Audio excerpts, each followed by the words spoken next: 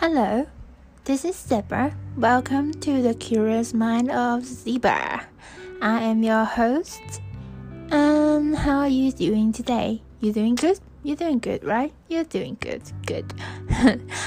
Well, I've just been to somewhere a bit heavy. I've just been to a funeral.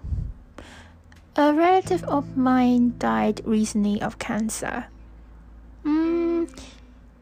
From what I knew, from what I heard, he had cancer already, but he was healed from it years ago. But then last year, when I graduated from university, he was in the hospital. He was hospitalized, and he was said that his cancer has come back to his body. The cancer cells hasn't completely died and decided to revive. But yes, so he passed away, I think just before Chinese New Year. So today I decided to talk about something a little more heavy. Death. It's not a topic that usually been talked about. I don't think it's a topic that's been talked about enough. If you are sensitive about this kind of things, deaths, or it might trigger you some bad memories, then please leave, because I don't want to make anyone upset or anyone to be triggered. But if you are interested to listen to my thoughts on death and talk about it, and maybe if you hear this podcast by any chance, you want to come and talk to me about it, then be my guest. Today, Zebra is going to talk about death. What's the meaning of it? Why does it exist? And what kind of realization can death bring us?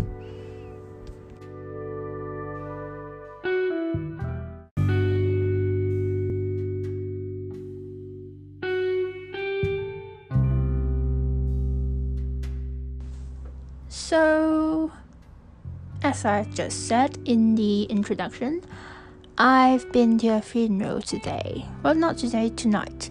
And I just came back from it. How does it make me feel? Well, it is heavy. It is a heavy funeral. It is my uncle, for God's sake. The thing is, though, you see, although he is my uncle, I don't see him very much. Because for 10 years of my life, I've studied in the UK, and for the first 7 years of it, I only come back to Hong Kong 3 times a year: Christmas, Easter, and summer holidays. And for the last 3 years, when I'm in university, I only come back to Hong Kong in the summer holidays for 2 months or 3 months at most. So you can imagine I don't see him that often. I thought I wouldn't miss him, or I thought I wouldn't feel sad. But I did. And I thought to myself, why do I feel sad? Why? Just why? I don't see him that often. The thing is, though, he was with me a lot when I was young, and he did give me some very, very happy childhood memories. Let's give you an example for you to imagine. I used to love McDonald's. I was obsessed with McDonald's, and I know it's unhealthy. I know it's not good for me or anything, and my parents used to stop me having McDonald's all the time. But he knew that I'm obsessed with it. I'm pretty sure he knew, because he saw me begging my parents primarily, but every Chinese New Year we have a traditional habit called red pockets, and in that red pocket is usually money. It's usually about like 20 Hong Kong dollars, which is not a lot for my family, but but with his red pockets, it is always, most certainly, McDonald's coupon. It's $10, but it's still good for me as a young child. A McDonald's coupon, a $10 McDonald's coupon is better than a 20 Hong Kong dollar, because that means I can go to McDonald's. And he used to give me like 2 or 3 in his red pocket, and like that's like $30. That's $30 for me to go and spend a Happy Meal on. I was pretty happy. I was a pretty happy child every Chinese New Year because of that McDonald's coupon that he gave me. And then I realized, that's why I missed it. He did give me some very good memories, and every time I see him as a man that radiates warmth, as a man that radiates kindness, and a man that cares about his son, his wife, the people surrounding him, his relatives, and his community. And although I don't see him quite often, every time I meet up with him or have a meal or something, he do ask about me.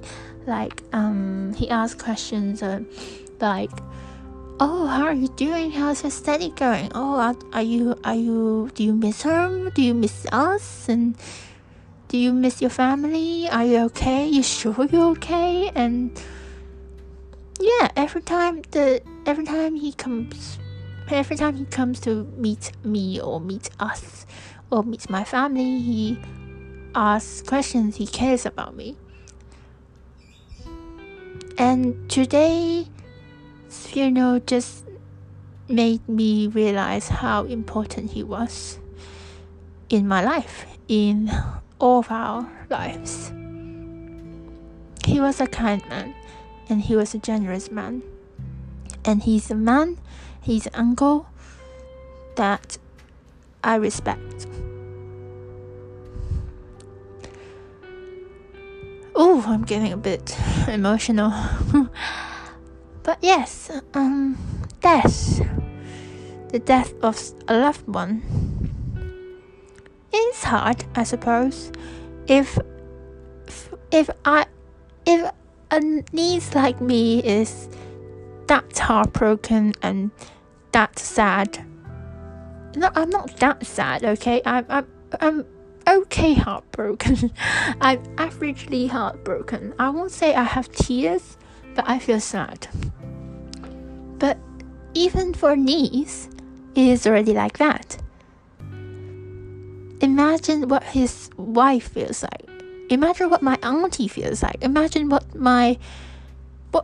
his sons feels like. He has 2 sons, and they are very good sons. They are also like him. They are all very kind, and they both are very,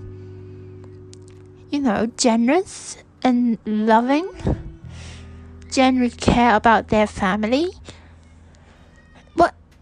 How would they feel like? His death had made people sad, and that is true, because someone passing away always makes you feel sad, and it's good to feel sad because that means you care about that person. That person means something in your life, and he had done something wonderful for you and done something loving to you. He shared his love to you and with you. And so I feel like being sad of someone passing away is good. It's a nice thing. That means he loved you, and you loved him too. And that means he had a happy life. Or they, he or she or they. That means they had a happy life because of your love. And you guys shared that mutual love. And I think death is necessary, because if we don't have death, we wouldn't realize how important that person was to us. Like me. Like, if he hadn't passed away or anything, I probably would never have realized that he was actually a very huge part. He had actually played a very huge part in my childhood. Well, every Chinese New Year anyway. And if he hadn't passed away, then I wouldn't have realized that. I would have always think, oh, he's a certainty. He's never gonna leave. He's never gonna die. And that makes us rethink about the people next to us, the people who are standing next to us, and the loved ones who is always there for us. It reminds us that it is not a certainty. Them being there for you, supporting you, is not a certainty. They will go someday, whether you want it or not. And therefore, death reminded of us that this is not a certainty. The person you love, or the person you cared about, is not always going to be there. Are not always going to be there. And it is important for us to treasure every moment that we have with them. As Good Omens has put it, my all-time favorite book, death is always here. He never left. Unlike famine, unlike war, and unlike pollution, and unlike pestilence who retired, death will always be there. Death is a consistency. And imagine if death isn't here, or that people live immortally, then we would treat everything as a certainty, and we would treat everything as it was always meant to be there. And what's the meaning to life then? We wouldn't have any meaning if no one died, right? If death if death doesn't exist, and if death isn't a certainty, then people wouldn't do their best, and we wouldn't have all the people we have. Because if death, how should I put it? If death isn't a certainty and it isn't a consistency, then because we would have a very, very long time to live, it would take us longer to get what we want, and it would take longer for us to realize this is what I want, this is what I want to do, this is my dream, I am going to do it. We wouldn't have that mentality anymore. Why do we have the mentality? Why do we realize we need to achieve what we want? Why do we realize now that is up to us to grab our dreams as soon as possible and do it the best we can? It's because we have limited time on our hands. We know that death will come. We just don't know when. But before that, we are going to grab the chance. We are going to live 100%. We are going to fight, and we are going to live out that life. Because death is coming, and we don't know when.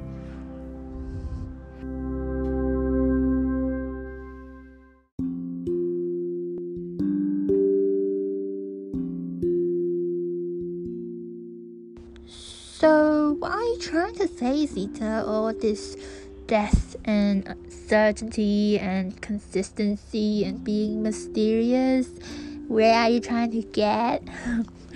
Yes, this is my American accent. Deal with it. It's bad. But I guess I don't want you to get anything from my podcast. the thing about my podcast is that I'm giving out my point of view about life and about things, and I want to talk to you guys about it. I want to chat with you. I want to give you my point of view and my opinion about things, and maybe communicate with you so we can exchange our ideas about life. And maybe for some of you it will be a strength, and for some of you it's to rethink about your opinions and maybe change a bit, or you can have another side of views. And for me, death, yes, it is definitely a certainty, and we definitely need it in our life, because without death, let's imagine if people live immortally, then none of us will have achieved our dreams, because we will have think, wow, we have all the time in our life. And when we have that mentality, no one will ever achieve anything, and no one would ever give out their 100%. And if death doesn't exist, and if death doesn't happen to our loved ones, then we would also think, oh, we have all the time in the world with them. It's fine. We can be with them later. We can go and have fun with them later. We can go and have that dinner later, because we have all the time in the world.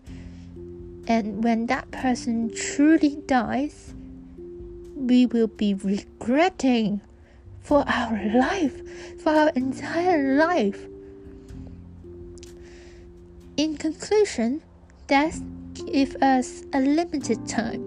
Death gives us a deadline, and death gave us only a certain time in our hands. And because we know that we only have that much time, we have a certain length of time, and that there's a deadline with our lives and with others, our loved ones' life. We treasure our time with our loved ones, and we try to do what we want to do, try to do everything, try to learn everything that we like and we are interested in. And if we didn't have that death that exists in our life, believe me, my friend, nothing would have ever achieved. If we are immortal as a human and as a group of humans, we probably wouldn't even have a toaster, for God's sake, because we knew that we have all the time in the world. Let's take it slow. We probably wouldn't have cars. We probably be on horse. Oh my God, imagine that. As Good Omens say, as the book Good Omens said, horses are definitely a design fault by God. Jokes. That's it for today's podcast. I hope you feel good. Well, you can't feel good about death, but I hope you have a better day, and I hope my podcast made you feel better. And for those of you that just begin your day, have a nice day.